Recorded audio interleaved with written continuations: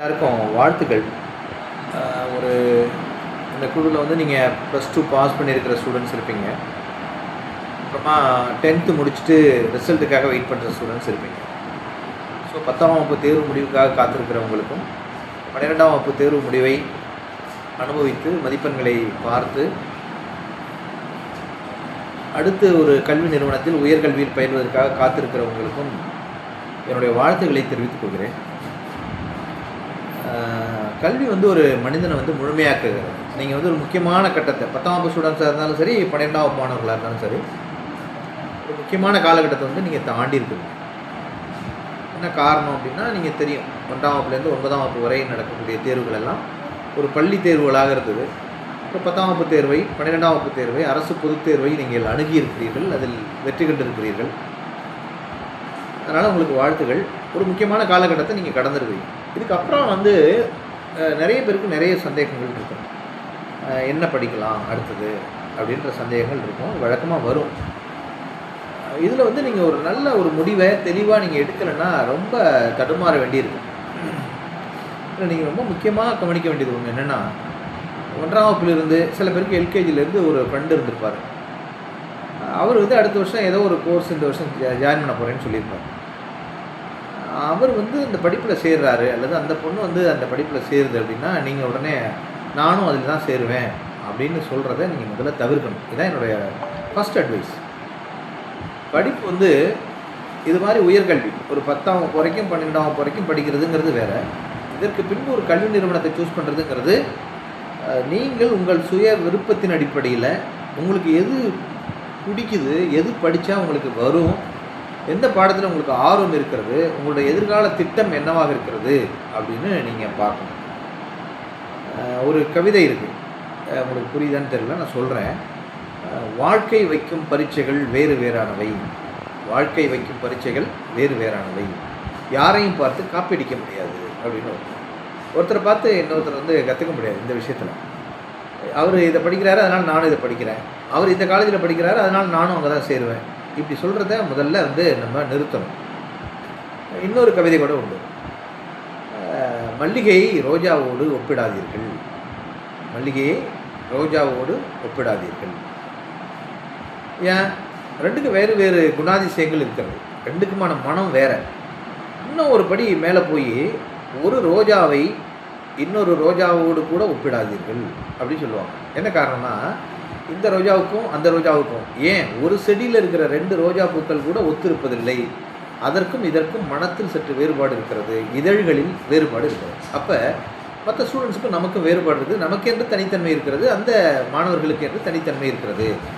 ஆக நாம் உயர்கல்வியை தேர்வு செய்கிற போது நாம் வந்து ஒரு தனித்தன்மையோடு ஒரு முடிவு எடுக்கணும். பக்கத்து வீட்டுக்காரங்க இது சேர்ந்துருக்குறாங்க அப்படின்றதுக்காக சேரக்கூடாது, என் கூட படித்தவங்க இப்படி சேர்ந்துருக்குறாங்க அப்படிங்கிறதுக்காக அந்த படிப்புலையோ அந்த கல்லூரிலையோ சேரக்கூடாதுங்கிறத முதல்ல முடிவு பண்ணிக்கணும். அப்புறம் அடுத்தது என்ன, சார் வந்து இப்படி எடுத்தோடனே என்ன சேரலான்னு கேட்டால் இப்படி சொல்லிகிட்டே இருக்காங்களே அப்படின்னு நீங்கள் நினைப்பீங்க. வாழ்க்கையில் பெரும்பாலானவர்கள் செய்கிற தவறு இந்த இடம் தான். மற்றவங்களாம் இது சேர்ந்தாங்க, நானும் சேர்ந்தேன், பக்கத்து வீட்டுக்காரங்க இது படிக்கிறாங்க அதனால் நானும் படிக்கிறேன், இந்த காலேஜில் எனக்கு தெரிஞ்சவங்களாம் படிக்கிறாங்க அதனால் நான் படிக்கிறேன், இப்படி சொல்கிறத நீங்கள் முதல்ல முற்றிலுமாக தவிர்த்து விட வேண்டும். அதுக்கு அடுத்த ஒரு சிறந்த அட்வைஸ் நான் என்ன சொல்லுவேன் அப்படின்னா, அனுபவத்தில் நிறைய பேரை நான் பார்த்துருக்கேன். என்ன படிக்க போகிற அப்படின்னு கேட்டால், இவங்க வந்து ஒரு 10ஆம் வகுப்புலையோ 12ஆம் வகுப்புலையோ குறைவான மதிப்பெண்கள் பெற்றிருந்தாலும் ஒரு டாப் ஸ்டூடெண்ட்ஸ் என்ன படிக்கிறானோ அதை படிக்கணும் அப்படின்னு விரும்புவாங்க. நான் அதுவும் அதை படிக்கிறேனா அப்படின்பாங்க. இது தப்பு கிடையாது, உள்ளுவதெல்லாம் உயர்வுள்ளல், எண்ணம் வந்து நல்லா உயர்வாக தான் இருக்கணும், அதில் மாற்று கருத்து இல்லை. ஆனால் நமக்கு வராத ஏதோ ஒரு படிப்பை தேர்வு செய்து படிப்பதை விட நமக்கு எது நன்றாக வருகிறதோ, எதில் நம்மால் வெற்றி பெற முடியுமோ அந்த படிப்பை தேர்வு செய்து அதில் நிறைய மதிப்பெண்கள் வாங்கினா அவங்க வாழ்க்கை வந்து வெற்றி அடையும். அதாவது தெரியாததை செய்கிறத விட தெரிகிறதுல நம்ம நல்லா ஒரு எஃபிஷியன்சி பெற்றுக்கொள்வது என்பது, எஃபிஷியண்ட்டாக மாறுவது என்பது ஒரு சிறந்த ஒரு பண்பாக இருக்கு. இதுக்கு ஒரு தொடரை நான் சொல்லுவேன். என்னென்னா, எதை படிக்கிறோம் என்பதில் இல்லை வெற்றி, எங்கே படிக்கிறோம் என்பதில் இல்லை வெற்றி. எதை படிக்கிறோம் என்பதில் இல்லை வெற்றி, எங்கே படிக்கிறோம் என்பதில் இல்லை வெற்றி, எப்படி படிக்கிறோம் என்பதில் தான் இருக்கிறது வெற்றி. இது நீங்கள் நல்லா பார்க்கணும். எந்த இன்ஸ்டியூட்டு அது பெரிய முக்கியமான விஷயம் இல்லை, முக்கியம்தான், அதுவே முக்கியமான விஷயம் இல்லை. என்ன படிக்க போகிறோம் அப்படிங்கிறது முக்கியம்தான், இருந்தாலும் அதுவே முக்கியமானது இல்லை. ஆனால் இது இரண்டையும் விட மிக முக்கியமானது எது அப்படின்னா எப்படி படிக்கிறோம் அப்படிங்கிறது. எந்த ஒரு கோர்ஸில் நீங்கள் ஜாயின் பண்ணாலும் அது முழு ஈடுபாட்டோடு நீங்கள் படித்தால் எல்லா படிப்புகளும் வெற்றிகரமான படிப்புகளே. எதை படித்தா சார் வேலை கிடைக்கும் அப்படின்னு கேட்பாங்க நிறைய பேர். எதை படித்தா வேலை கிடைக்கும் அப்படின்னு வரையறுத்து சொல்ல முடியாது. நீங்கள் பார்க்கலாம், எம்பிபிஎஸ் முடிச்சுட்டு ஒரு தனியார் மருத்துவமனைகளில் மிக குறைந்த ஊதியத்தில் வேலை பார்த்து கொண்டிருக்கிற மருத்துவர்கள் இருக்கிறாங்க. நிறைய பேர் இருக்காங்க, கொஞ்சம் பேர்லாம் இல்லை, நிறைய பேர் நமக்கு தெரிந்தவர்கள் 20,000க்கு 30,000க்குலாம் மருத்துவம் படித்து விட்டு சும்மா இருக்கிறவங்களாம் இருக்கிறாங்க. ஐடிஐ படிச்சுட்டு பெரிய சம்பளம் வாங்குறவங்களும் இருக்கிறாங்க. பெரிய பட்டப்படிப்புகள் பிஹெச்டி எல்லாம் படிச்சுட்டு வேலை இல்லாமல் இருக்கிறவங்க இருக்கிறாங்க. ஒரு ஐடிஐயோ பாலிடெக்னிக்கோ படிச்சுட்டு லட்சக்கணக்கில் சம்பாதிக்கிறவங்களும் இருக்கிறாங்க. இப்போ இதுலேருந்தே உங்களுக்கு புரிஞ்சுருக்கும், அதாவது எதை படிக்கிறோம், எங்கே படிக்கிறோம், இதில் இல்லை வெற்றி, எப்படி படிக்கிறோம் என்பதில் இருக்கிறது வெற்றி. அப்புறம் நம்ம எல்லாரும் சொல்கிறாங்கிறதுக்காக நம்ம ஒரு படிப்பை தேர்வு செஞ்சிடக்கூடாது. ஐயா சார் நான் இந்த படிப்பெல்லாம் போக மாட்டேன் சார், எனக்கு ரொம்ப உயர்வாக படிக்கணும் சார், இதெல்லாம் இப்படி தான் சார் இருக்கணும், என் பேருக்கு முன்னாடி இப்படி போட்டுக்கணும் சார் அப்படின்னு சில பேர் விருப்பப்படுவாங்க. இப்படி தான் பல பேர் வாழ்க்கையில் நிறைய பட்டங்களை பெற்ற பின்பும் நிறைய பணத்தை செலவு பண்ணி படித்த பின்பும் வாழ்க்கைக்கு பயன்படாமல் இருக்கிறாங்க. வெறுமனே பட்டத்தை வச்சுக்கிட்டு ஒன்றுமே பண்ண முடியாது. கல்வி அறியாமையை போக்குகிறது. வேலைக்கு போகிறதுக்காக படிக்கிறது இல்லை. படிப்பு என்பது அறிவை விரிவு செய்து கொள்வதற்காக, ஒரு விலங்கிடம் இருந்து மனிதனை வேறுபடுத்தி காட்டுகிற ஒரு பெரிய தன்மையை கல்விதான் தருகிறது. இந்த உலகத்தை பற்றி தெரிஞ்சுக்கிறதுக்கு மிக முக்கியமானது கல்வி. வெறுமனே வேலைக்கு போகிறது தான் கல்வியினுடைய நோக்கம் இல்லை. இருந்தாலும் கூட நம்ம ஒரு படிச்சுவிட்டு என்ன செய்கிறது அப்படின்னு யோசிச்சிங்கன்னா அந்த படிப்பினுடைய வெற்றியாக எது கருதப்படுகிறது? இப்போ உங்கள் பெற்றோர்கள் ரொம்ப மகிழ்ச்சி எப்போ அடைவாங்க? நீ படிக்கிற படிப்புனால வேலைக்கு போனால் அவர் மகிழ்ச்சி அடைவாங்க. சொந்தக்காரங்களாம் உன்னை எப்போ மதிப்பாங்க? நீ படிக்கிற படிப்புனால உனக்கு ஒரு வேலை கிடச்சி அதன் மூலமாக நிறைய ஊதியம் கிடச்சிதுன்னா ஒரு நல்ல மரியாதை கிடைக்கும். சமூகத்தில் ஒரு பெரிய அந்தஸ்து எப்போ வரும்? படிக்கிற படிப்புனால ஒரு வேலை கிடைக்கிற போது வரும். அது அரசு பணியாக இருக்கலாம், தனியார் பணியாக இருக்கலாம். எந்த பணியாக இருந்தாலும் உனக்கு ஒரு வேலை கிடைக்குது, அதில் ஊதியம் கிடைக்குது அப்படின்னா நிறைய மகிழ்ச்சி நமக்கு கிடைக்கும். ஒரு கவிதை மறுபடியும் நான் சொல்கிறேன். குட்டி போடும் என நினைத்து புத்தகத்துக்குள் வைத்த மயிலிறகு மாதிரி, குட்டி போடும் என நினைத்து புத்தகத்துக்குள் வைத்த மயிலிறகு மாதிரி, பட்டம் மட்டும் பெயருக்கு பின்னால் பத்திரமாக இருக்கிறது அப்படின்னு ஒரு கவிதை இருக்குது. வைரமுத்து தான் எழுதியிருக்கிறார் அந்த கவிதை. குட்டி போடும் என நினைத்து புத்தகத்துக்குள் வைத்த மயிலிறகு மாதிரி. புத்தகத்துக்குள்ளே சின்ன வயசில் நம்ம என்ன பண்ணுவோம்? மயிலிறகை வச்சுவோம். எதுக்கு வைப்போம்? குட்டி போடும்னு எடுத்து தலையில் அப்படியெல்லாம் தடவிலாம் வைப்பீங்க. ஆனால் ஒரு நாள் என்ன பண்ணாது, அந்த மயிலிறகு குட்டி போடாது, அப்படியே தான் இருக்கும், வச்சபடி தான் இருக்கும். இது மாதிரி தான் நம்ம வாங்கியிருக்கிற பட்டம் இருக்கு இல்லையா, கல்யாண பத்திரிகையில் பேர் போட்டுக்கலாம், Suresh MCom BEd, Sneha ME அப்படின்னு பேர் போட்டுக்கிட்டு ஒரு பிரயோஜனம் இருக்காது. எப்படி மயிலிறகு புத்தகத்துக்குள்ளே குட்டி போடணும்னு வச்சோம்னா குட்டி போடாதோ அது மாதிரி இந்த பட்டம் அப்படியே தான் இருக்கும். அதனால் ஒரு பயனும் இருக்காது. இதற்காக நாம் செலவு செய்திருக்கிற காலம் பல ஆண்டுகள், செலவு செய்திருக்கிற பணம் ரொம்ப அதிகம். இதனால் என்ன கிடைக்கணும்? ஒரு நல்ல பலன் கிடைக்கணும். அப்போ தான் பெற்றோர்களுக்கு, படிக்க வைத்தவர்களுக்கு, மற்றவர்களுக்கு, ஆசிரியர் பெருமக்களுக்கு, சமூகத்திற்கு ஒரு பெரிய மகிழ்ச்சி கிடைக்கும். உன்னால் கிடைக்கும் அந்த மகிழ்ச்சி, உனக்கே முதல்ல மகிழ்ச்சி கிடைக்கும். அப்போ என்ன பண்ணணும்? நாம் படிக்கிற படிப்பு நம்முடைய அறிவை விசாலப்படுத்த வேண்டும், அகலப்படுத்த வேண்டும். அறிவை கொண்டு நமக்கு கொடுக்கணும், மகிழ்ச்சி கொடுக்கணும், இலகுவாக படிக்கணும், ரொம்ப செலவு பண்ணாமல் படிக்கணும். அதே சமயத்தில் படித்து முடித்தவுடன் நமக்கு ஒரு ஊதியத்தை தரக்கூடியதாக, நம்முடைய திறமையை காட்டக்கூடியதாக, பல பேருக்கு மகிழ்ச்சி அளிக்கக்கூடியதாக அந்த படிப்பை மாற்றிக்கொள்ள வேண்டியது நம் அனைவருடைய பொறுப்பு என்பதை நீங்கள் நன்றாக உணர்ந்து கொள்ள வேண்டும். 12ஆம் ரிசல்ட் வந்திருக்குது. இப்போ நம்ம எம்பிபிஎஸை பற்றி, நீட் எக்ஸாமினேஷனை பற்றி இப்போ நம்ம பேசி பயன் இல்லை. ஏன் காரணம்? நீட் எக்ஸாமே முடிஞ்சு போச்சு. ஜேஇ எக்ஸாமினேஷனை பற்றி நம்ம பேசி பயன் இல்லை. காரணம், மெயின் அட்வான்ஸு ரெண்டுக்குமான காலம் முடிந்து விட்டது. அதனால் விண்ணப்பிப்பதற்கு வாய்ப்பு இல்லாமல் போச்சு.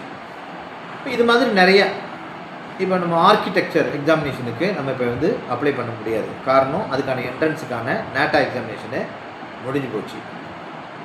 காமன் யூனிவர்சிட்டி என்ட்ரன்ஸ் டெஸ்ட்டு, மத்திய பல்கலைக்கழகங்களில் சேருவதற்கான தேர்வு, அதுக்கு விண்ணப்பிப்பதற்கான காலம் முடிஞ்சு போச்சு. விண்ணப்பிச்சிருந்தால் நம்ம எழுதலாம். விண்ணப்பிக்கிறதுக்கு காலம் முடிஞ்சு போச்சு. ஸோ இது மாதிரி பல படிப்புகளுக்கான நுழைவுத் தேர்வுகள் வந்து முடிந்துவிட்டது. சார் என்ன சார் இப்போ என்ன தான் சார் பண்ணுறது அப்படின்னா, நுழைவுத் தேர்வு இல்லாத படிப்புகள் இருக்குது. இப்போ நம்ம வந்து என்ஜினியரிங் எக்ஸாமினேஷனுக்கு நம்ம இப்போ அப்ளை பண்ணலாம். +2 முடிச்சிருக்க நீங்கள் என்ஜினியரிங்க்கு அப்ளை பண்ணலாம். டிஎன்இஏ அப்படின்னு நீங்கள் போட்டிங்கனாலே, வெப்சைட்டில் போட்டாலே நீங்கள் வந்துடும். TNEA, Tamil Nadu entrance admission, Tamil Nadu engineering admission. TNEA, Tamil Nadu engineering admission போட்டிங்கன்னா ஆட்டோமேட்டிக்காக அண்ணா பல்கலைக்கழகம் வாயிலாக நடத்தப்படக்கூடிய அந்த சேர்க்கை, மாணவருடைய சேர்க்கைக்கு நீங்கள் விண்ணப்பிக்கலாம். அதுக்கு காலம் இருக்குது. நீங்கள் ஓப்பன் ஆகிடுச்சு, அதனால் நாளையிலேருந்தே கூட நீங்கள் ஸ்டார்ட் பண்ணி நீங்கள் அப்ளிகேஷனே கடைசி டைம் வரைக்கும் இல்லாமல் நீங்கள் உடனடியாக போடலாம். அதுக்கப்புறமா பார்த்தீங்கன்னா தமிழ்நாடு ஃபிஷரிஸ் யூனிவர்சிட்டி, மீன்வள பல்கலைக்கழகம், டிஎன்ஜேஎஃப்யூ அப்படின்னு இருக்கும். Tamil Nadu doctor Jayalalithaa fisheries university, TNJFU அப்படின்னு போட்டிங்கன்னா நாகப்பட்டினத்தில் அந்த பல்கலைக்கழகம் இருக்கிறது உங்களுக்கே தெரியும். அதில் வந்து உங்களுக்கு என்னென்ன படிப்புகள் சொல்லித்தராங்க, பிடெக்னு சொல்லுவாங்க. அதை பிடெக் ஃபிஷரி சயின்ஸ், மீன்வள அறிவியலில் பிடெக் படிக்கலாம். இன்ஜினியரிங் வந்து மீன்வளத்தில் படிக்கிறது. அப்புறம் BFSc, bachelor of fishery science, இது வந்து படிக்கலாம். இந்த 2 படிப்புகள் தான் இருந்தது. இந்த ஆண்டுலேருந்து முதல் முறையாக பிபிஏ ஒன்று கொடுக்குறாங்க. BBA, bachelor of business administration, எதுலன்னா ஃபிஷரி சயின்ஸில் கொடுக்குறாங்க. அதாவது மார்க்கெட்டிங் பண்ணுறது, மீன் தொடர்பான பொருள்களை உற்பத்தி செய்து அதை வந்து சந்தைப்படுத்துதல், மார்க்கெட்டிங். அப்போ பிபிஏ, பிஎஃப்எஸ்சி, பிடெக், இந்த 3 படிப்புகளும் தமிழ்நாடு டாக்டர் ஜெயலலிதா மீன்வள பல்கலைக்கழகத்தின் மூலமாக கொடுக்குறாங்க. இதுக்கு என்ன பண்ணணும்னா, நான் சொன்னது தான், டிஎன்ஜேஎஃப்யூ அப்படின்னு போட்டு அந்த வெப்சைட்டுக்குள்ளே போனீங்கன்னா உங்களுடைய 12ஆம் வகுப்பு மதிப்பெண்கள் அடிப்படையில் உங்களுக்கான சேர்க்கை வந்து கொடுப்பாங்க. இதுக்கு நல்ல கட் ஆஃப் மார்க் வேணும். அது கோட்டா அடிப்படையில் 150 மார்க் தான் வச்சுருக்கிறேன், கிடைக்குமா சார்னா அதுக்கு கிடைக்க வாய்ப்பு இல்லை. கொஞ்சம் நிறைய மதிப்பெண்கள் எடுக்கணும். பிசி, எம்பிசி, எஸ்சி இந்த மாதிரி கட் ஆஃப் அடிப்படையில் உங்களுக்கு அது கொடுப்பாங்க. ஒரு நல்ல தரமான படிப்பு. இது படித்தா என்னெல்லாம் போகலாம் அப்படின்னா, மீன்வளத்துறையில் இயக்குனர், இணை இயக்குனர், துணை இயக்குனர், இப்படி பொறுப்புகள் எல்லாம் இருக்கிறது. அப்புறம் மீன்வளத்துறையில் வந்து இன்ஸ்பெக்டர், ஆய்வாளர் அப்படின்னு, எப்படி போலீஸ் இன்ஸ்பெக்டர் மாதிரி மீன்வளத்துறை ஆய்வாளர், துணை ஆய்வாளர் அப்படின்லாம் நிறைய பதவிகள் இருக்கிறது. இதுக்கெல்லாம் நீங்கள் போகலாம். அப்புறம் அதில் ஆராய்ச்சி படிப்புகள் வரை படிக்கக்கூடிய வாய்ப்புகள் எல்லாம் இருக்குது. இது போகலாம்.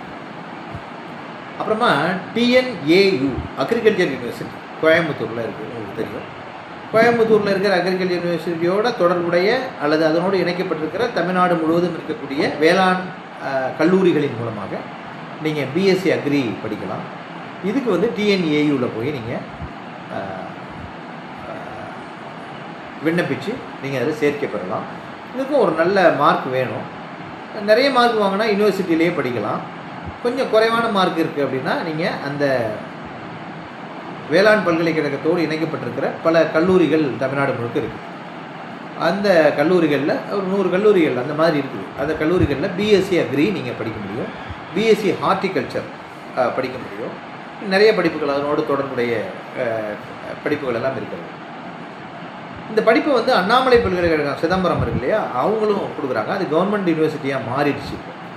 அங்கே தனி அட்மிஷன் 2 வகையில் நீங்கள் வந்து சேர்க்கை பெறலாம்.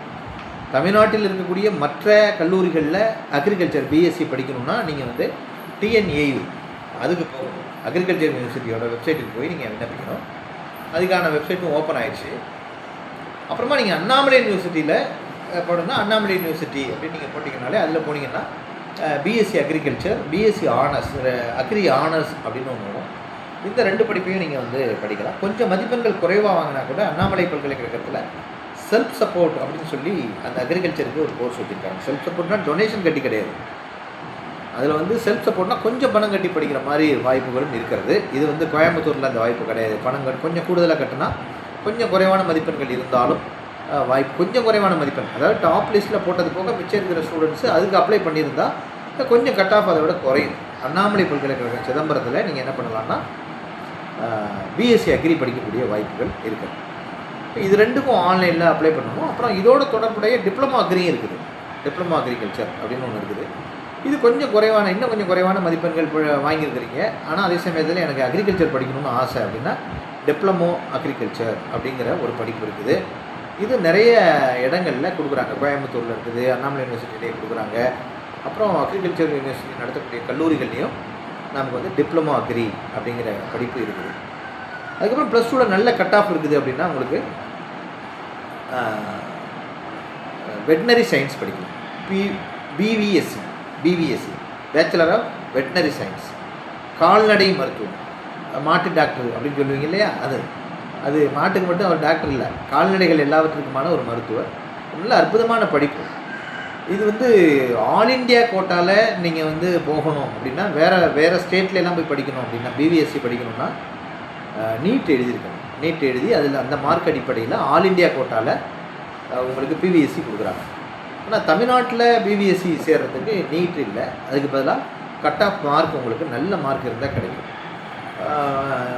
இப்போது 10ஆம் வகுப்பு முடிச்சிருக்கிற ஸ்டூடெண்ட்ஸ் நல்லா கவனிக்கணும். நீங்கள் ஒருவேளை டாப்பர்ஸாக இருந்தால் 11, 12 நல்ல கட் ஆஃப் மார்க் வாங்கினீங்கன்னா, 12ஆம் வகுப்பில் நல்ல மதிப்பெண் வாங்கினீங்கன்னா பிவிஎஸ்சி படிப்பை நீங்கள் வந்து சூஸ் பண்ணலாம். என்ன காரணம்னா, ஒரு எம்பிபிஎஸ் டாக்டருக்கான சம்பளமும் ஒரு பிவிஎஸ்சி டாக்டருக்கான, அதாவது கால்நடை மருத்துவருக்கான ஊதியமும் ஒன்று தான். ரொம்ப நல்ல வாய்ப்புகள் இருக்குது. பின்னாடி ஐஏஎஸ் போன்ற தேர்வுகள் எல்லாம் எழுதுவதற்கு இந்த கால்நடை படிப்பு இருக்கு இல்லையா, கால்நடை அறிவியல் படிப்பு பிவிஎஸ்சி படித்தவங்க நிறைய பேர் பார்த்திங்கன்னா ஐஏஎஸ் எக்ஸாமினேஷனில் ஈஸியாக பாஸ் பண்ணுவாங்க. ஏன்னா அந்த ஆப்ஷனல் சப்ஜெக்ட் வந்து அந்த கால்நடை மருத்துவத்தை எடுத்திங்கன்னா ரொம்ப எளிமையாக ஐஏஎஸ்லாம் பாஸ் பண்ண முடியும்.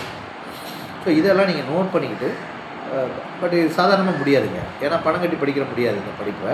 பிவிஎஸ்சியை பொறுத்த வரைக்கும் நல்ல கட் ஆஃப் மார்க் ப்ளஸ் டூவில் இருந்துச்சுன்னா தமிழ்நாட்டில் பிவிஎஸ்சி உங்களுக்கு கிடைக்கும்.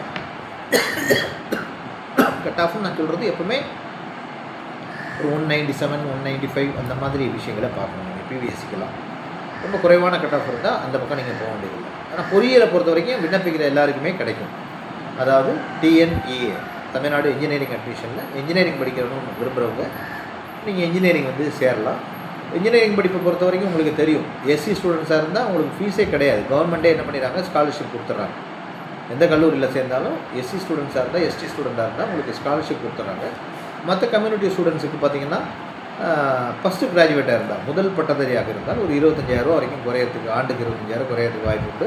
இது இன்ஜினியரிங் மட்டும் இல்லை, மற்ற படிப்புகளுக்கு இந்த முதல் பட்டதாரிக்கான அந்த கன்செஷன் வந்து உண்டு. கட்டண குறைப்பு என்பது உங்களுக்கு வந்து மற்ற படிப்புகளுக்கும் இருக்குது அப்படிங்கிறத நீங்கள் பார்க்க முடியும். இதை தவிர இப்போ உடனே ஓப்பன் ஆகிருக்கிறது என்ன அப்படின்னா, நீங்கள் வீட்டில் நேரத்தை விட்டுட்டு வெயிட் பண்ணக்கூடாது. என்ட்ரன்ஸ் எக்ஸாம் இன்ஜினியரிங் அட்மிஷன் போடணும்னா உடனே அப்ளை பண்ணணும். ஃபிஷரி சயின்ஸ்னால் நீங்கள் உடனே போடணும். பிவிஎஸ்சினா இப்போ இமிடியேட்டாக போடணும். அதை விட சில பேர் பிஎஸ்சி படிக்கணும் அப்படின்னு நினைப்பீங்க, காலேஜ் படிக்கணும்னு நினைப்பீங்க. இதை வந்து நீங்கள் ஏதாவது ஒரு காலேஜில் போய், இந்த ப்ரைவேட் காலேஜில் போய், செல்ஃப் ஃபைனான்சிங் காலேஜில் போய் படிக்கணும்னா நீங்கள் ஒரு மாதம் கழிச்சு கூட போகணும், பெரிய விண்ணப்பிக்க வேண்டியதில்லை. நேராக அந்த கல்லூரியிலே போய் கூட அட்மிஷனை போட்டுக்கலாம். ஆனால் ஒரு கவர்மெண்ட் காலேஜில் படிக்கணுமா, அல்லது கவர்மெண்ட் எய்டட் காலேஜில் படிக்கணும், அதாவது கவர்மெண்ட் சம்பளம் கொடுக்குது ஆனால் காலேஜ் மட்டும் எய்டட், அரசு உதவி பெறக்கூடிய கல்லூரிகள், அரசு கல்லூரிகள், இந்த ரெண்டுலேயும் படிக்கணும், ஃபேமஸான காலேஜில் படிக்கணும் அப்படின்னா நீங்கள் என்ன பண்ணணும்னா, இப்போ இது நடக்குது. என்ன நடக்குது, அட்மிஷனுக்கான ஓப்பன் ஆயிடுச்சு.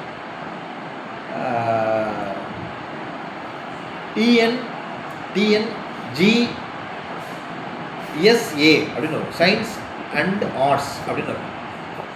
டிஎன்ஜிஏஎஸ்ஏ அப்படின்னு வரும். டிஎன்ஜிஏஎஸ்ஏ அப்படிங்கிற வெப்சைட் போனீங்கன்னா உங்களுக்கு தெரியும்.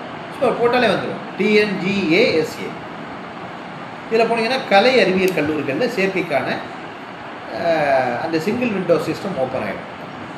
நீங்கள் வந்து இங்கே இருந்துட்டு இப்போ திருவாரூர் கல்லூரியில் சேரணும்னு நினைக்கிறீங்க, இல்லை சென்னையில் ஏதாவது ஒரு புகழ்பெற்ற கல்லூரியில் நியூ காலேஜில் சேரணும்னு விரும்புகிறீங்க, அல்லது ஏதோ ஒரு கல்லூரியில் பிரசிடென்சியில் சேரணும்னு நினைக்கிறீங்க. இப்போ என்ன பண்ணலான்னா, அதில் போய்ட்டு நீங்கள் அப்ளை பண்ணிங்கன்னா போதும். அதில் உங்களுக்கு மார்க் இருந்ததுன்னா நீங்கள் அந்த காலேஜ் லிஸ்ட்டு வரிசையை சூஸ் பண்ணிக்கிட்டீங்கன்னா, உங்களுக்கு மதிப்பெண் இருந்ததுன்னா கோர்ஸ் என்ன கோர்ஸ் வேணுமோ நீங்கள் அதில் அப்ளை பண்ணிக்கலாம். இதுக்கு வந்து ஓப்பன் ஆகிடுச்சு, நீங்கள் வந்து அப்ளை பண்ணுறது நல்லா புரிஞ்சுக்கணும். BA, BSc, BCom, BBA, BLit இதையெல்லாம் நீங்கள் வந்து கல்லூரிகளில் பயிரணும் அப்படின்னு நீங்கள் நினச்சிங்கன்னா அப்ளிகேஷனை ஆன்லைனில் உடனே போட்டுருங்க. இதை நீங்கள் பார்க்கலாம். அதுக்கப்புறமா லா படிக்கணும்னு விரும்புகிறீங்க. ஒரு காலத்தில் டிகிரி படிச்சுட்டு அப்புறமா லா படிப்பாங்க. பிஏபிஎல், பிஎஸ்சிபிஎல், இப்போ எல்எல்பி அப்படின்ற மாதிரி வந்துருச்சு. பேச்சுலர் ஆஃப் லெஜிஸ்லேட்டிவ் லான்னு வருது. இப்போ பிஎல் அது வந்து எப்படி வருதுன்னா காமனான 5 வருட படிப்பாக கொடுக்குறாங்க. இதுக்கும் நீங்கள் என்ன பண்ணலான்னா ஆன்லைனில் அப்ளை பண்ணலாம். டிஎன்னா Tamil Nadu, T for doctor, A for Ambedkar law university, LU Tamil Nadu, TN doctor D, ALU TND ALU அப்படிங்கிற வெப்சைட்டுக்குள்ள போனீங்கன்னா நோட் பண்ணிட்டு இருப்பீங்க நான் நினைக்கிறேன். Tamil Nadu doctor Ambedkar law university இதுக்கு போனீங்கன்னா இந்த வெப்சைட்டில் அப்ளை பண்ணால் 5 இயர்ஸ் வந்து லா படிக்கலாம். லா படித்தா என்ன போகலாம் அப்படின்னு கேட்டிங்கன்னா லாயராக போகலாம். உங்களுக்கு தெரியும். லாயராக போகிறது மட்டும் இல்லாமல் நேரடியாகவே நீங்கள் என்ன பண்ண முடியும்னா லா படித்ததுக்கு பிறகு மாஜிஸ்ட்ரேட்டுக்கான, அதாவது நீதிபதினு நம்ம சொல்லுவோம் இல்லையா, அந்த தேர்வுகள் எழுதி ரொம்ப இளம் வயதிலேயே கோர்ட்டில் நீதிபதி ஆகக்கூடிய வாய்ப்புகள்லாம் இருக்கிறது. இப்போல்லாம் முன்னாடி இதை பற்றி விழிப்புணர்வுலாம் இல்லை. இப்போல்லாம் கிராமத்தில் கூட பிள்ளைங்கள்லாம் பார்த்திங்கன்னா ஒரு சின்ன கிராமத்தில் இருக்கக்கூடிய பிள்ளைகள்லாம் இந்த தேர்வு எழுதி நீதிபதிகளாக மாறக்கூடிய வாய்ப்பு இருக்குது. மாவட்ட நீதிமன்றங்களில் ஒரு நீதிபதியாக சேர்ந்து அதுக்கு பிறகு உயர் நீதிமன்றம் அப்புறம் உச்ச நீதிமன்றம் நீதிபதியாக மாறக்கூடிய வாய்ப்பெல்லாம் இருக்குது. ஸோ நல்லா என்னால் படிக்க முடியும், நிறைய நினைவு வச்சுக்க முடியும், கஷ்டப்பட்டு நான் படிப்பேன், எனக்கு நல்ல பேச்சு திறமையெல்லாம் இருக்கிறது அப்படின்னா நீங்கள் என்ன பண்ணலாம்னா லா படிக்கலாம். அதுக்கும் ஆன்லைனில் அப்ளை பண்ணுறதுக்கான டேட்டு ஓப்பன் ஆகிடுச்சு. ஸோ எதுவுமே முடியலை நான் சொன்னதெல்லாம். ஸோ இப்படி விண்ணப்பிப்பதற்கான வாய்ப்புகள் நிறைய இருக்குது. இதுக்கப்புறமா +2 முடிச்சுட்டு சில பேர் ஒரு கட் ஆஃப் மார்க் ரொம்ப குறைவாக இருக்குது அப்படி ஃபீல் பண்ணுவீங்க. மார்க் குறைஞ்சிட்டு அப்படிங்கிறதுக்காக பெருசாக கவலைப்பட வேண்டியது. திரும்ப நான் சொல்கிறது என்னென்னா, உனக்கு மார்க் குறைஞ்சிருக்கு, மேத்ஸில் மார்க் குறைஞ்சிருக்கு, நான் இன்ஜினியரிங் தான் படிப்பேன்னு அடம் பிடிக்கக்கூடாது. நம்ம மார்க் குறைஞ்சிருக்குது, இன்ஜினியரிங் நம்மளால் பாஸ் பண்ண முடியாது அப்படின்னா அடுத்த ஆப்ஷனுக்கு நம்ம போயிடும். எனக்கு 10ஆம் வகுப்புலேயும் மார்க் குறைவாக இருக்குது, 12ஆம் வகுப்புலேயும் மார்க் குறைவாக இருக்குது, ஆனால் இன்ஜினியரிங் படிக்கணும்னு எனக்கு ஆசை இருக்குது அப்படின்னா என்ன செய்யலாம்னா 10ஆம் வகுப்பு மாணவர்கள்லாம் நல்லா கவனிச்சிக்கலாம். 12ஆம் வகுப்பு முடித்தவங்க நீங்கள் பார்க்கலாம். பாலிடெக்னிக் ஒரு அற்புதமான வாய்ப்பு உங்களுக்கு. பாலிடெக்னிக் 10ஆம் வகுப்பு முடிச்சுட்டு பாலிடெக்னிக் போகிறதுக்கு 3 இயர்ஸ். அப்புறம் இங்கே பார்த்தீங்கன்னா 12ஆம் வகுப்புலேருந்து போனீங்கன்னா 2 இயர்ஸ். ஒரு காலத்துலலாம் பார்த்தீங்கன்னா 12ஆம் வகுப்பில் மேத்ஸ் குரூப் படித்தா தான் பாலிடெக்னிக் சேர முடியும். டேரெக்ட் செகண்ட் இயரில் போய் சேர முடியும். இப்போ நான் பாலிடெக்னிக் பற்றி நல்லா நீங்கள் டீட்டெயிலாக கேட்டுக்கணும். நான் தான் சொல்லுவேன். 10ஆம் வகுப்பு படித்தா 3 வருஷம், 12ஆம் வகுப்பு படித்தா 2 வருஷம். அதாவது 2ஆம் ஆண்டில் போய் நேரடியாக நம்ம சேர்ந்துக்கலாம். 12ஆம் வகுப்பு முடிச்சிட்டோம்னா பாலிடெக்னிக்கோட செகண்ட் இயரில் போய் நம்ம ஜாயின் பண்ணலாம். ஒரு காலத்தில் +2ல் மேத்ஸ் குரூப் படித்தா மட்டும்தான் இது மாதிரி இந்த செகண்ட் இயரில் போய் ஜாயின் பண்ண முடியும். ஆனால் இப்போ அப்படி இல்லை. நீங்கள் எந்த குரூப் ஆர்ட்ஸ் குரூப் கூட படிக்கலாம், அக்ரிகல்ச்சர் குரூப் கூட படிச்சிருக்கலாம். +2ல் எந்த குரூப் படிச்சிருந்தாலும் பாலிடெக்னிக்கில் நீங்கள் டைரக்ட் செகண்ட் இயர் போய் ஜாயின் பண்ண முடியும். 3 வருட பாலிடெக்னிக் படிப்பை 2 ஆண்டுகளில் முடித்துவிட முடியும். சரி சார், என்ன சார் நான் +2 முடிச்சுட்டேன், என்ன போய் பாலிடெக்னிக் படிக்க சொல்லிங்க அப்படின்னா நான் 10ஆவதோட போயிருப்பேன் அப்படின்னா 10ஆவதோட போயிருந்தால் 3 வருஷம் படிக்கணும். 12ஆம் முடிச்சதுனால நமக்கு 2 ஆண்டுகளில் முடிக்க முடியும். அப்புறம் கொஞ்சம் ஈஸியாகவும் இருக்கும். கொஞ்சம் நல்லா நீங்கள் பாலிடெக்னிக் பற்றி ஒரு புரிதல் வேண்டும். என்ன காரணம் அப்படின்னா, இன்றைக்கு தமிழ்நாட்டில் அது அரசு பாலிடெக்னிக்காக இருந்தாலும் சரி, அரசு உதவி பெறக்கூடிய பாலிடெக்னிக்காக இருந்தாலும் சரி, இல்லை தனியார்கள் நடத்துகிற பாலிடெக்னிக், ப்ரைவேட் பாலிடெக்னிக்காக இருந்தாலும் சரி, பாலிடெக்னிக்னால் அப்ரூவல் இல்லாமல் இருக்காது. அரசு அனுமதி பெற்ற பாலிடெக்னிக்காக தான் நடக்கும். அப்படி பாலிடெக்னிக் அப்ரூவல் இல்லாத பாலிடெக்னிக்கெல்லாம் நடத்துறதுக்கெல்லாம் வாய்ப்பே இல்லைங்க. எந்த பாலிடெக்னிக்கில் போய் நீங்கள் சேர்ந்தாலும் பெரும்பான்மையான பாலிடெக்னிக்கில் நமக்கு வந்து பிளேஸ்மெண்ட் கொடுக்குறாங்க. அதாவது நீங்கள் +2 முடிச்சுட்டு செகண்ட் இயரில் போய் ஜாயின் பண்ணுறீங்க 3ஆம் ஆண்டு முடிவில். அதாவது 2 ஆண்டுகள் தான் நீங்கள் படிப்பீங்க. செகண்ட் இயர், தேர்ட் இயர் மட்டும் தான் படிப்பீங்க. 10ஆம் வகுப்பு பையன் ஃபஸ்ட் இயரில் ஜாயின் பண்ணுவோம். 10ஆம் முடிச்சுட்டு செகண்ட் இயர், தேர்ட் இயர் 3 வருஷம் படிச்சிருப்போம். First year, second year, third year படிச்சிருப்போம். +2 student second year, third year படிச்சிருக்காங்க. 2 ஆண்டுகள் படிச்சிருக்கோம். எப்படியோ அந்த 3ஆம் ஆண்டின் முடிவில் உங்களுக்கு என்ன கிடைக்கும்னா, கண்டிப்பாக நீங்கள் நல்லா படிச்சிங்கன்னா, அவங்க சொல்கிறத கேட்டிங்கன்னா, ஏதாவது ஒரு கம்பெனியில் உங்களுக்கு ஒரு பிளேஸ்மெண்ட் கிடைச்சிடும். ஏதாவது ஒரு தனியார் கம்பெனியில் உடனடியாக வேலை கிடைச்சிடும். ஒரு 25,000லேருந்து 50, 60,000, 70,000 வரைக்கும் சம்பளத்தில் வேலை கிடைப்பதற்கான பெரிய வாய்ப்பு இருக்கிறது. அதனால் பாலிடெக்னிக் படிப்பு பற்றி நீங்கள் வந்து குறைவாக மதிப்பிட வேண்டியதில்லை. சரி சார், நான் +2 முடிச்சுட்டேன், பாலிடெக்னிக் போயிட்டேன், அதோடு என்னோடய படிப்பு முடிஞ்சிடுமா, நான் நிறையா படிக்கலாம்னு நினச்சேன் அப்படின்னா ஒரு அற்புதமான வாய்ப்பு. பாலிடெக்னிக் முடிச்சிட்டிங்கன்னா அடுத்தது உடனே இன்ஜினியரிங் காலேஜில் செகண்ட் இயரில் போய் பிஇ சேர்ந்துக்கலாம் அல்லது பிடெக் சேர்ந்துக்கலாம். என்ன புரியலையே சார் அப்படிங்கிறீங்களா?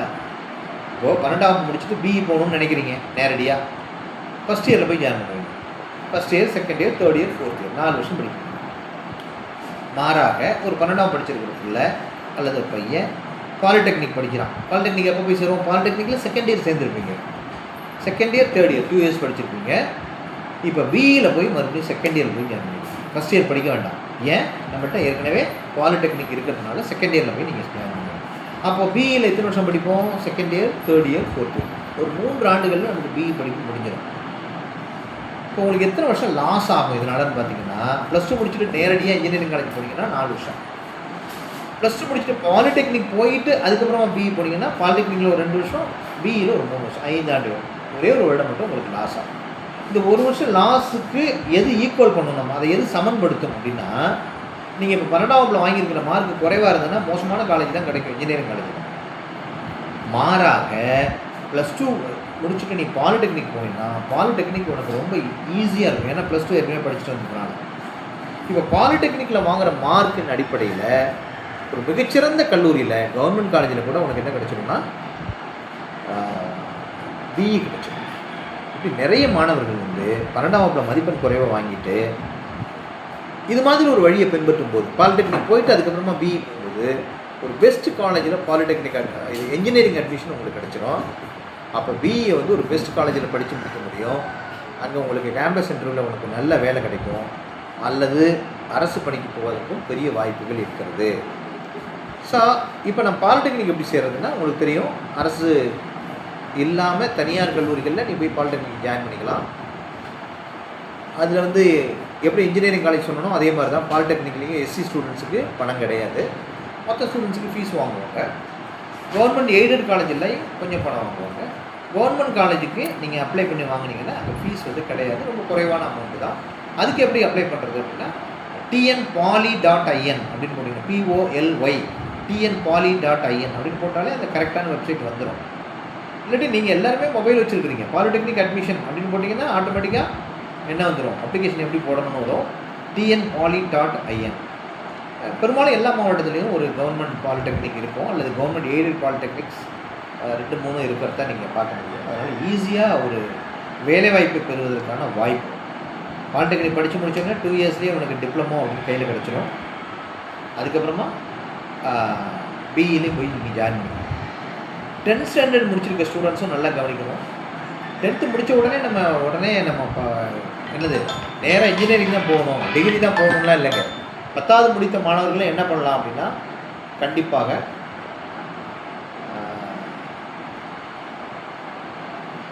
எதில் சேரலாம் அப்படின்னா பாலிடெக்னிக் சேரலாம். டேரெக்டாக 10வது முடித்த உடனே பாலிடெக்னிக் சேரலாம்.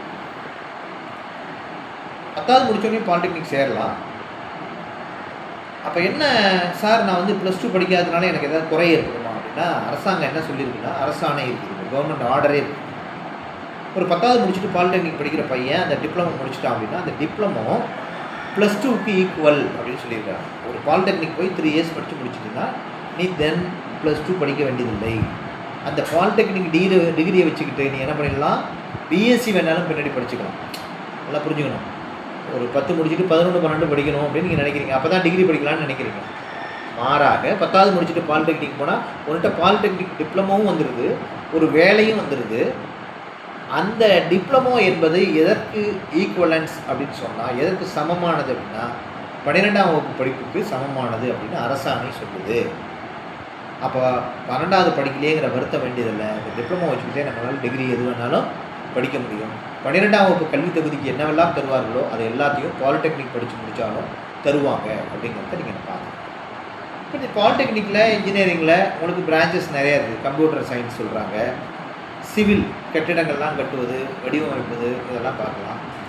அப்புறம் இன்ஃபர்மேஷன் டெக்னாலஜி ஐடி இருக்குது, எலக்ட்ரானிக் கம்யூனிகேஷன் இன்ஜினியரிங் ECE அப்படிங்கிறாங்க, electrical and electronics engineering EEE அப்படின்னு சொல்லுவாங்க, மெக்கானிக்கல் இன்ஜினியரிங் அப்படின்னு சொல்கிறாங்க, கெமிக்கல் இன்ஜினியரிங் அப்படின்னு சொல்கிறாங்க, இன்ஸ்ட்ருமெண்டேஷன் அப்படின்னு சொல்கிறாங்க. இப்படி நிறைய படிப்புகள் வந்துருச்சு. ஏரோநாட்டிக்கல் இன்ஜினியரிங் இருக்குது, மரைன் இன்ஜினியரிங் இருக்குது. இப்போ வந்து AI artificial intelligence, data science அப்படின்னு சொல்கிறாங்க. Artificial intelligence business science, BS, AIDS, AIBS, இப்படி நிறைய கோர்சஸ் வந்து இன்ஜினியரிங்கில் வந்துட்டு. இதில் என்ன சார் படிக்கலாம் அப்படின்னா எதை வேணாலும் படிக்கலாம். ஆரம்பத்தில் சொன்னது தான், எதை படிக்கிறோம் என்பதில் இல்லை வெற்றி, எப்படி படிக்கிறோம் என்பதில் தான் இருக்கிறது வெற்றி. அது நீங்கள் நல்லா படிக்கணும். எந்த படிப்பு வேணாலும் படிக்கலாம், எந்த படிப்பும் மட்டமானது இல்லை, எந்த படிப்பும் குறைவானது இல்லை. அதை நீங்கள் எப்படி படிக்கிறீங்க அப்படிங்கிறதுல தான் இருக்குது. காரணம், இன்ஜினியரிங்லாம் ஒரு ஒரு அற்புதமான படிப்பு. நான் சில உதாரணங்களை உங்களுக்கு சொல்லுவேன். என்கிட்ட படித்த ஒரு மாணவர் தான், பேர் வேண்டாம்னு நினைக்கிறேன். இப்போ ரீசெண்டாக அவரை நான் பார்த்தேன். ஒரு 2017 வாக்கில் என்கிட்ட +2 படித்த பையன் தான். அவரை பார்த்தேன். அன்றைக்கி பார்த்து என்னப்பா பண்ணுற அப்படின்னு கேட்டேன். சார் ஒரு கம்பெனியில் இருக்கேன் சார். என்ன படித்தப்பா? பிஇ படித்த. என்ன பண்ணிட்டு இருக்கேன்? பிஇ படிச்சுட்டு வேலைக்கு செஞ்சுருக்கேன் சார். என்ன சார் சம்பளம் அப்படின்னு, என்னப்பா சம்பளம் அப்படின்னு கேட்டேன். 32 லட்சம் வருஷத்துக்கு அப்படின்னு அவர் சொன்னார். வருஷத்துக்கு 32 லட்சம் அப்படின்னு சொன்னார். இப்போ பார்த்தீங்கன்னா 12, 3, 36, 3 லட்சம் நெருக்கமாக வருதா? 2.5 லட்சத்தை தாண்டி வருது மாதத்துக்கு. உங்களுக்கு பார்த்துருக்கேன். அவர் என்ன படிச்சிருக்கிறாரு? 4 ஆண்டுகள் பிஇ மட்டும் தான் படிச்சிருக்கிறார்.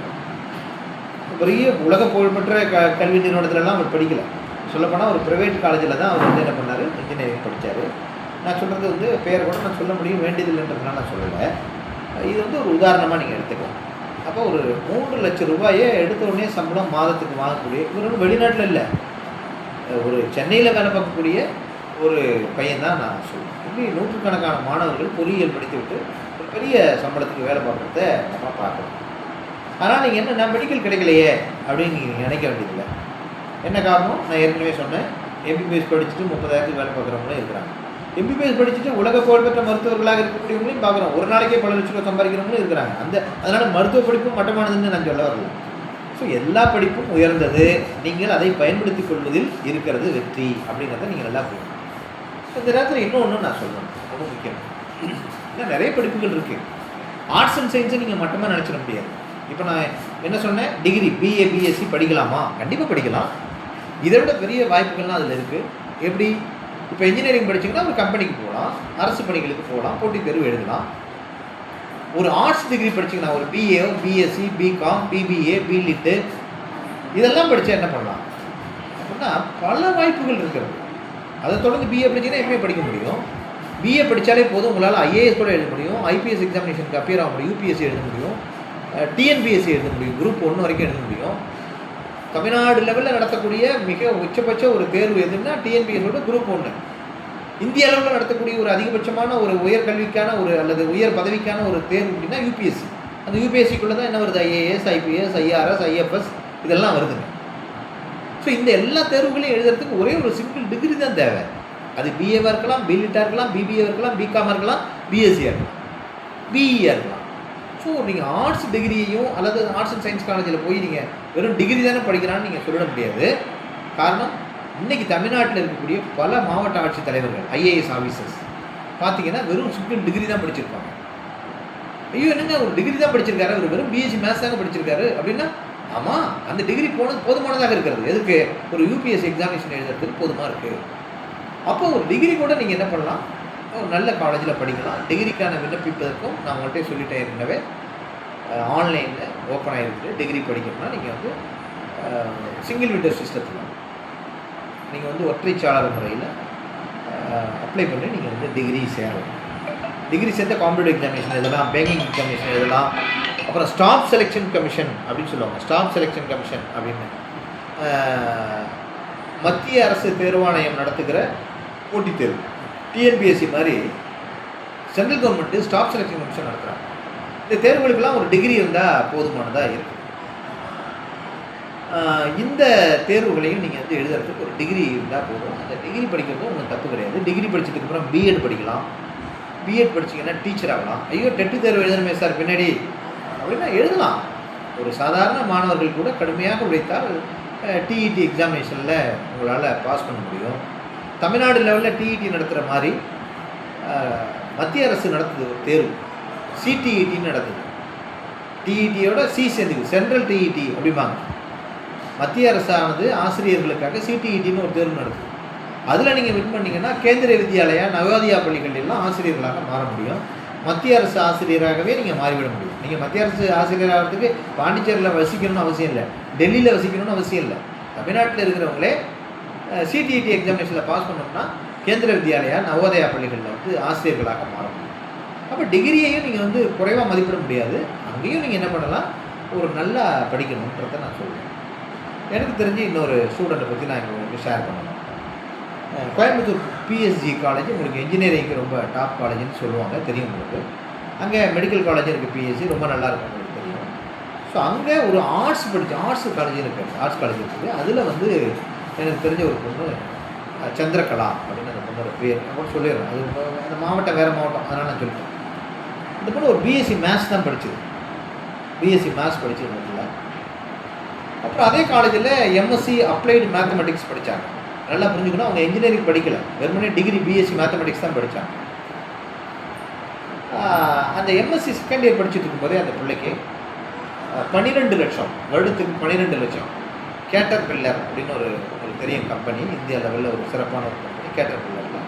செகண்ட் இயர் எம்எஸ்சி படிச்சுட்டு இருக்கும்போதே அதுக்கு கேம்பஸ் இன்டர்வியூவில் 12 lakhs ஒரு ஆண்டுக்கு அப்படிங்கிற லெவலில் அதை வந்து எடுத்துகிட்டு போய் இந்த 12 லட்ச ரூபா வருஷத்துக்கு வாங்குது. அடுத்தடுத்த இன்க்ரிமெண்ட்லாம் இருக்குது, 2-3 வருஷத்தில் அது 30 லட்சம் 40 லட்சம் வருஷத்துக்கு வாங்கணும் இல்லை. ஸோ டிகிரி படித்தாலும் என்ன பண்ண முடியும், ஒரு பெரிய இடத்துக்கு போகலாம். ஏதோ டிகிரி படித்தா நீங்கள் பிஎட் படிக்கலாம், டீச்சர் ஆகலாம், அவ்வளவு மட்டும்தான் வாய்ப்பு அப்படின்னு நீங்கள் நினச்சிடக்கூடாது. ஸோ டிகிரி படித்த பிறகு பேங்கிங் எக்ஸாமினேஷன் போகலாம். பேங்க் எக்ஸாமினேஷன் எழுதுறதுக்கு டிகிரி, ரயில்வே எக்ஸாமினேஷன் எழுதுறதுக்கு டிகிரி, போஸ்டல் எக்ஸாமினேஷன் எழுதுறதுக்கு டிகிரி, ஸ்டாஃப் செலெக்ஷன் கமிஷன் எழுதுறதுக்கு டிகிரி, ஐஏஎஸ் எழுதுறதுக்கு டிகிரி. ஸோ டிகிரியை நீங்கள் வந்து குறைவாக படிக்கிற முடியும். அப்போ 10ஆம் மாணவர்களும் நீங்கள் ஒரு புரிதலுக்கு வந்துடணும். எல்லாரும் 11ஆம் வகுப்பில் போய் மேத்ஸ் குரூப் சேர்றான், நானும் அதே சேர்றேன் சொல்ல வேண்டிய அவசியம் இல்லை. மேத்ஸ் குரூப் சேரலாம், பியூர் சயின்ஸ் குரூப் சேரலாம், ஆர்ட்ஸ் குரூப் சேரலாம், ஒகேஷனல் குரூப் சேரலாம், மேத்ஸோட கூடிய படிப்பு படிக்கலாம், மேத்ஸ் இல்லாமையும் படிக்கலாம். ஸோ எந்த படிப்பு வேணாலும் உனக்கு எது ஈஸியாக வரும், உன்னால் எது பாஸ் பண்ண முடியும், எது உனக்கு ரொம்ப இன்ட்ரெஸ்ட்டாக இருக்குது, அந்த மாதிரி குரூப்பை நீ செலக்ட் பண்ணு. ஸோ இதுக்கப்புறம் இன்னொரு கதைக்கு நான் வரேன். இதுவும் என்னோட ஒரு ஸ்டூடெண்ட் தான். அவங்க 12ஆம் முடித்தாங்க, பிஇ முடித்தாங்க. பிஇ முடிச்சுட்டு கொஞ்ச நாள் இருந்தாங்க, ஒரு பொம்பளை பிள்ளை. கொஞ்ச நாள் இருந்தாங்க, அந்த பிள்ளைக்கு வேலை கிடைக்கல, இன்ஜினியரிங் படித்த பிறகு. அந்த பிள்ளை என்ன பண்ணுச்சு, ஐடிஐ போணுச்சு. எப்போ? இன்ஜினியரிங் முடித்த பிறகு. இன்ஜினியரிங் பாஸ் பண்ணி முடித்த பிறகு 4 years இன்ஜினியரிங் படித்த பிறகு ஐடிஐ போய் படித்தது அந்த பிள்ளை. எலக்ட்ரிஷியன் கோர்ஸ் படித்தாங்க, 2 years கோர்ஸு. கவர்மெண்ட் ஐடிஐயில் தான் படித்தாங்க. ஐடிஐ யாருக்குரியது அப்படின்னு நீங்கள் எல்லாம் நினச்சிட்டு இருப்பீங்க. யாருமே படிக்காத படிப்பு, மோசமான படிப்பு, பயிலா போனவெல்லாம் படிக்கிறது தான் அந்த ஐடிஐ. ஒன்றுமே இல்லை, வறுமையாக இருக்கிறவங்க தான் படிக்கிறது தான் அந்த ஐடிஐ, எதுக்குமே ஆகாதவன் படிக்கிறது தான் அந்த ஐடிஐ அப்படிங்கிற மாதிரிலாம் ஒரு குறியீடுகள், ஒரு எண்ணங்கள்லாம் நம்மகிட்ட இருக்குது. ஆனால் இல்லை, அந்த பிள்ளை போய் ஐடிஐ படிச்சுட்டு முடிச்சு ஒரு சில மாதங்கள்லேயே அதுக்கு வந்து தமிழ்நாடு மின்சார வாரியத்தில் வேலை கிடச்சிச்சு, கவர்மெண்ட் வேலை கிடச்சிச்சு. அப்புறம் அதை பார்த்துட்டு நிறைய பிள்ளைங்க சேர்ந்து நிறைய பேர் வேலைக்கு போயிருக்கிறாங்க. ஸோ ஐடிஐ படித்தாலும் உடனடியாக வேலை கிடைக்கும் அப்படிங்கிறத நீங்கள் நல்லா புரியும். இன்றைக்கி திருச்சியில் இருக்க உங்களுக்கு தெரியும், BHEL, Bharat heavy electricals limited அப்படின்னு சொல்லுவாங்க, பிஹெச்இஎல். அப்புறம் ராணிப்பேட்டையில் இருக்க உங்களுக்கு தெரியும். அப்புறம் வந்து சென்னையில் இருக்கக்கூடிய ரயில் பெட்டி தயாரிக்கும் தொழிற்சாலை உங்களுக்கு தெரியும்.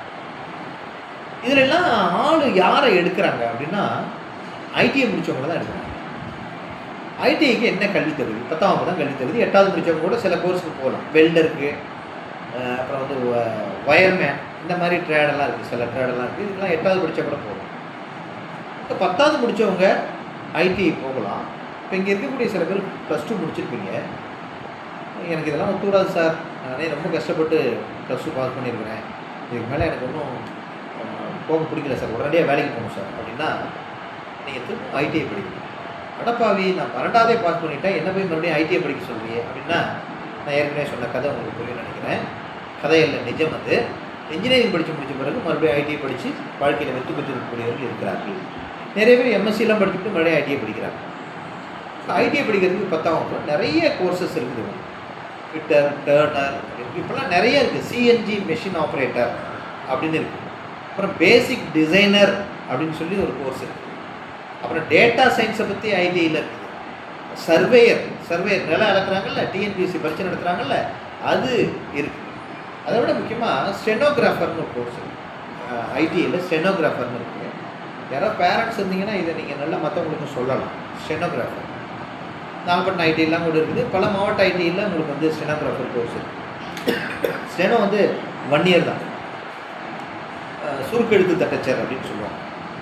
இப்போ யாராவது ஒருத்தர் பேசுகிறாருன்னா அதை சுருக்கெழுத்து எடுத்துக்கிறது. கோர்ட்டில் வந்து நீதிபதி தீர்ப்பு சொல்லிட்டு இருந்தாருன்னா ஒவ்வொரு எழுத்து அவர் சொல்ல எழுதிட்டே இருந்தார். பேச நம்ம சுருக்கெழுத்து, ஒரு வார்த்தைக்கு ஒரு சின்ன குறியீடு இருக்கும். இப்படி போட்டால் இது வழக்குன்னு அர்த்தம், இப்படி போட்டால் வழக்குரைஞர்னு அர்த்தம், இப்படி போட்டால் வாதின்னு அர்த்தம், இப்படி போட்டால் பிரதிவாதின்னு அர்த்தம். ஒரு சின்ன குறியீட்டிலேயே நம்ம வந்து அந்த வார்த்தையை எழுதுறது. அப்புறமா அதை போய் டைப் பண்ணிக்குவாங்க.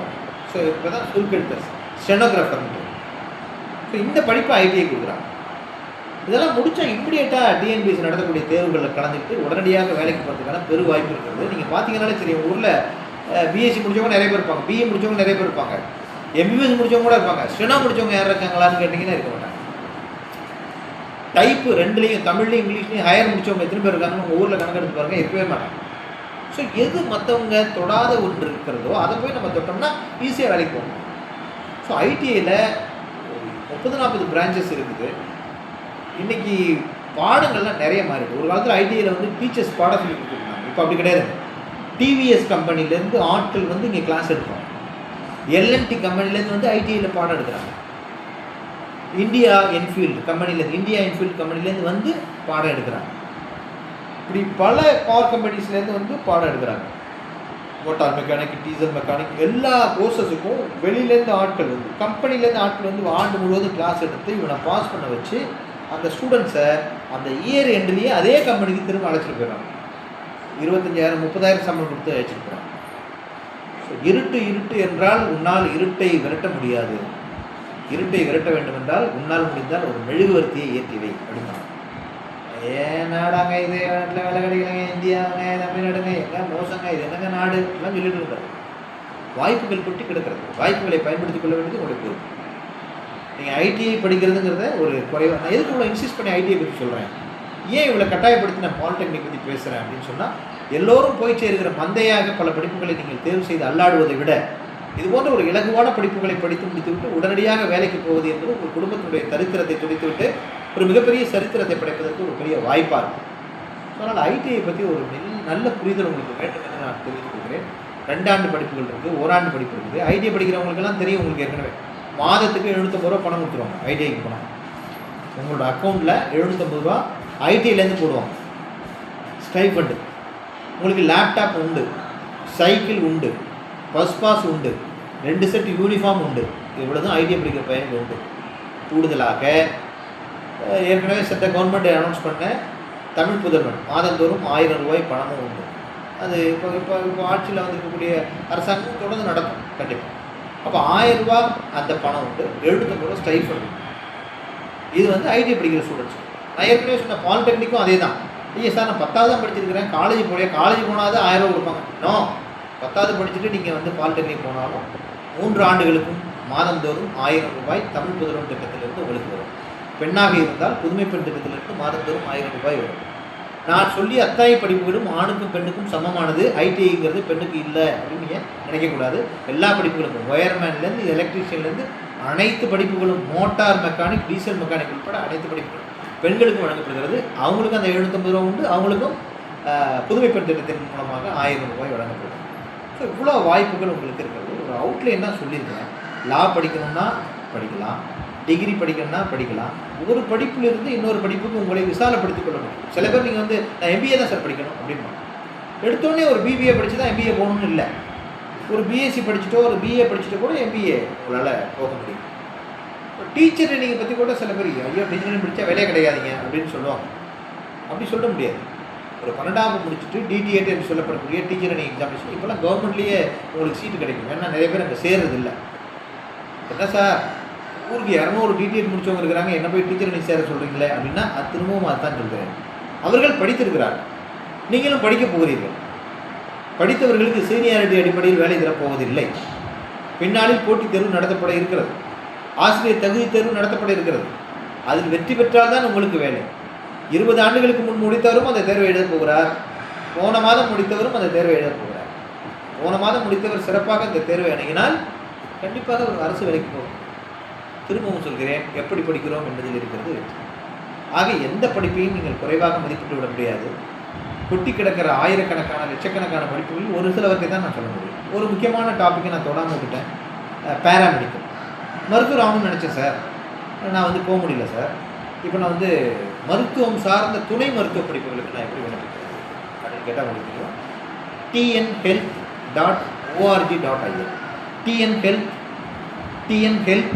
tnhealth.org.in இந்த வெப்சைட்டு, அதுவும் இப்போ ஓப்பன் ஆகிடும். 1 or 2 days ஓப்பன் ஆகிடும். அல்ல, ஸோ இதில் வந்து துணை மருத்துவ படிப்புகள். துணை மருத்துவ படிப்புகள்லாம் என்ன?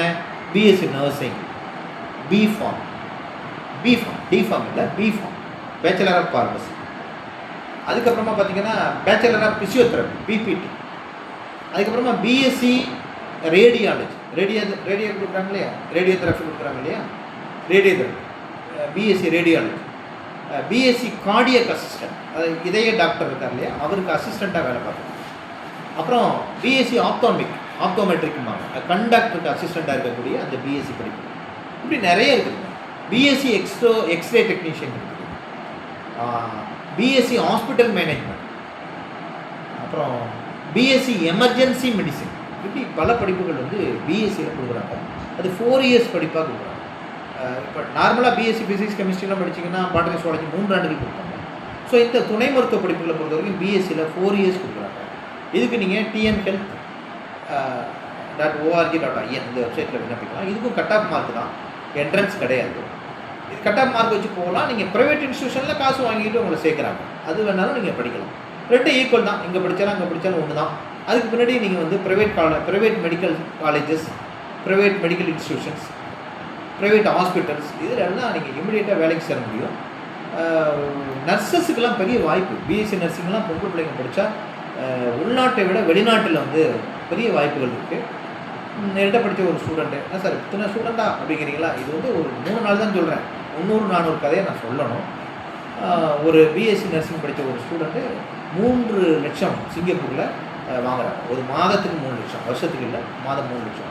அங்கே போய் இன்னும் 15 வருஷம்லாம் சிங்கப்பூர் ஆளுங்க, போனோடனே 3 லட்சம் ரூபாய்க்கு மாதம் கொடுக்குறதா அந்த பொண்ணு சொல்லுது. ஸோ அதனால் நர்சிங் வந்து உலகளாவிய ஒரு தேவைக்கான ஒரு படிப்பு. ஒரு நாள் கூட சும்மா இருக்க வேண்டிய அவசியம் இல்லை. நீங்கள் என்ன நினைப்பீங்கன்னா, நர்சிங்லாம் வந்து பொம்பளை பிள்ளைங்களுக்கு சேஃப்டி இல்லை சார் அப்படின்லாம் சொல்லுவாங்க. சேஃப்டி இல்லையா அப்படின்னு பார்க்குறது வந்து நம்ம கையில் தான் இருக்குது. ஸோ அதனால் நீங்கள் வந்து நர்சிங் படிப்பு படிக்கணும்.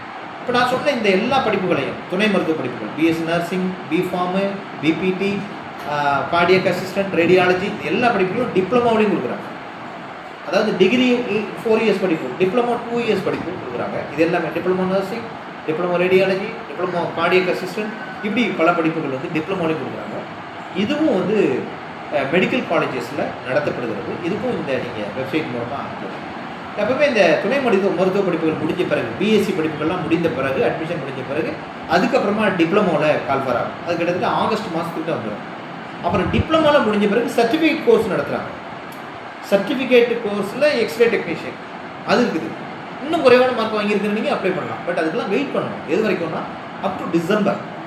முதல்ல பிஎஸ்சி டிகிரி முடியும், அப்புறம் டிப்ளமோ முடியும், அப்புறம் அதே துணை மருத்துவ படிப்புகள், நான் இப்போ என்னென்னலாம் சொன்ன மருத்துவ படிப்புகள் இருக்கோ அதில் எல்லாத்துலேயும் டிகிரி இருக்குது, டிப்ளமோ இருக்குது, அதுக்கப்புறமா சர்டிஃபிகேட் கோர்ஸும் இருக்குது.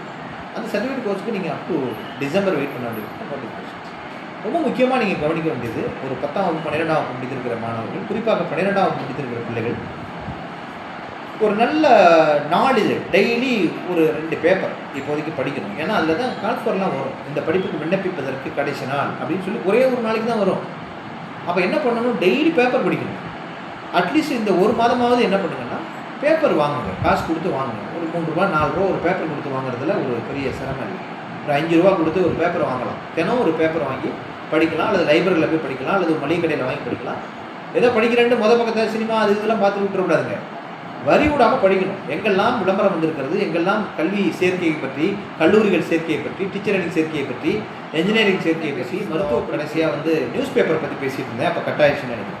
ஸோ 10ஆம் வகுப்பு பிள்ளைங்க 12ஆம் வகுப்பு பிள்ளைங்க என்ன பண்ணணும் அப்படின்னா, குறிப்பாக 12ஆம் வகுப்பு முடிச்சிருக்கவங்க ஒரு பேப்பர் வாங்கணும், நியூஸ் பேப்பர் வாங்கி படிக்கணும். ஒரு 5 ரூபா 6 ரூபா ஒரு பேப்பர் வந்து வாங்கி படிக்கணும். எதுக்குன்னா, நீங்கள் அறிவு வளர்த்துக்கிறதுக்குங்கிறது அது ஒரு பக்கம். இப்போ அட்மிஷன்ஸ் பற்றி அதில் தான் விளம்பரம் வரும். ஒவ்வொருத்தரும் ஒரு நாள் வந்து சொல்லிட்டு இருக்க மாட்டாங்க. திடீர்னு டேட் முடிஞ்சிடும். டீச்சர் ட்ரைனிங் எப்போ சேரலாம், காலேஜ் எப்போ சேரலாம், மருத்துவ படிப்புகளுக்கு எப்போ சேரலாம், மருத்துவம் சார்ந்த படிப்புகளுக்கு எப்போ சேரலாம்லாம் விளம்பரம் வரும் அதில். அதனால் குறைஞ்சபட்சம் இந்த 1 மாதம் அல்லது 2 மாதத்துக்கு நீங்கள் பேப்பரை வந்து நியூஸ் பேப்பர் வாங்கி படிங்க, அல்லது லைப்ரரியில் போய் படிங்க. சும்மா சினிமா படத்தை பார்த்துட்டு அது பக்கத்தை பார்த்துட்டு கடைசி பக்கத்தை பார்த்துட்டு நான் பேப்பர் நானும் படிச்சுட்டேன்னு சொல்லக்கூடாது. ஒரு வரி விடாமல் அந்த சைடு இந்த சைடு இந்த சைடு இந்த சைடு எங்கே நம்மளோட படிப்பு சார்ந்து என்ன அதில் வந்திருக்குது அப்படிங்கிறத நீங்கள் பார்க்கணும். பக்கத்து வீடுகளில் கூட போய் நீங்கள் என்ன பண்ணலாம்னா பேப்பரை வாங்கி படிக்கலாம். ஒரே பேப்பரை பார்க்கணும். இப்போ உதாரணத்துக்கு ஒரு நாளைக்கு தினத்தந்தி பார்க்குறீங்க, மறுநாள் தினமலர், மறுநாள் தினமணி, மறுநாள் தமிழ் திண்டு அப்படின்னு படிக்கக்கூடாதுங்க. இன்றைக்கி தினத்தந்தி பார்த்தீங்கன்னா நாளைக்கும் பார்க்கணும், நாளானைக்கும் பார்க்கணும், அதே பேப்பர் பார்க்கணும். ஒரே நாளில் 2 பேப்பர் 3 பேப்பர் கூட பாருங்கள், அது ஒன்றும் தப்பு கிடையாது. இப்போ தினமலர், தினமணி, தமிழ் இண்டு, இந்து தமிழ் திசை இருக்கு இல்லையா, அது இந்தியன் எக்ஸ்பிரஸ், ஹிண்டு, எல்லாம் எதை வேணாலும் பாருங்கள். ஆனால் ஒரு பேப்பரை நீங்கள் பார்க்குறீங்கன்னா நாளைக்கும் பார்க்கணும். அப்போ தான் அதில் வந்துருக்கிற விளம்பரங்களை நீங்கள் பார்த்துக்க முடியும். அன்பிற்குரியவர்களே, ஒரு கிட்டத்தட்ட 1 மணி நேரம் நம்ம வந்து இந்த படிப்புகளை பற்றி பேசியிருக்கோம். ஐடிஐ தொடங்கி ஐஐடி அட்மிஷன் வரைக்கும் நம்ம பேசியிருக்கோம். நிறைய என்ட்ரன்ஸ் எக்ஸாமினேஷன் பற்றி நம்ம சொல்லலாம், பட் இப்போ அதுக்கான டைம் இல்லை. டைம் இல்லைங்கிறத விட, அதாவது நான் சொல்கிறது நேரம் இல்லாமல் இல்லை, காலம் முடிஞ்சிடுச்சு. என்ட்ரன்ஸ் எக்ஸாமினேஷன் காலம்லாம் முடிஞ்சிட்டு இப்போ நம்ம நேராக கவுன்சிலிங்க்கு அப்ளை பண்ணுறதுக்கான டைம் தான் இருக்குது எல்லாத்துக்கும். இப்போ இவ்வளோ வாய்ப்புகள் இருக்குது. நீங்கள் ஒன்றும் பெருசாக போய் குழப்பிட்டு கிடக்க வேண்டியதில்லை. நான் வந்து இப்படி சொல்கிறதா அப்படி சொல்கிறதா ஆச்சா ஊச்சா நான் என்ன பண்ணுவேன், யார்கிட்ட போய் கேட்பேன், இதெல்லாம் ஒன்றும் வேண்டியதில்லை.